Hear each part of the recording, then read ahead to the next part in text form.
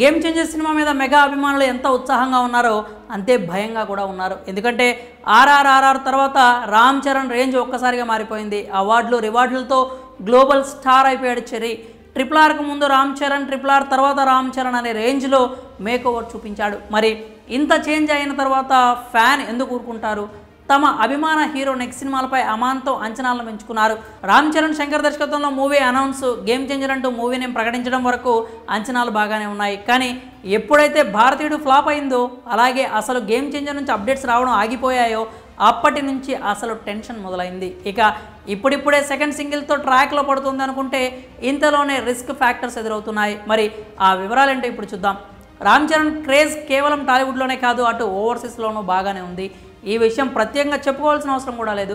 ఈ క్రేజ్ వల్లే ఏకంగా మ్యాగజైన్ మీద కూడా చరణ్ ఫోటోలు ప్రింట్ అయ్యాయి. సో నెక్స్ట్ చరణ్ నుంచి రిలీజ్ కాబోయే సినిమాలకు కూడా అదే క్రేజ్ను ఆశిస్తున్నారు ప్రేక్షకులు.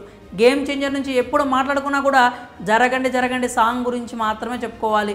ఎందుకంటే ఇంతకు మించి ఏ అప్డేట్ రాలేదు. ఇక చాలా రోజుల తర్వాత గేమ్ చేంజర్ మూవీ అప్డేట్స్ ఇప్పుడిప్పుడే వస్తున్నాయి. ఫ్యాన్స్ కూడా దీనిని ఎంజాయ్ చేస్తున్నారు. కానీ అంతలోనే అదిరిపోయే ట్విస్ట్లు ఎదురవుతున్నాయి. రీసెంట్గా గేమ్ చేంజర్ సినిమాను డిసెంబర్ 20న రిలీజ్ చేస్తున్నట్లు ప్రకటించిన సంగతి తెలిసిందే. ఈ రిలీజ్ డేటే ఓవర్సీస్లో గేమ్ చేంజర్ను రిస్క్లో పెడుతోంది. ఎందుకంటే Mufasa the lion king movie కూడా అదే రోజున రానుంది.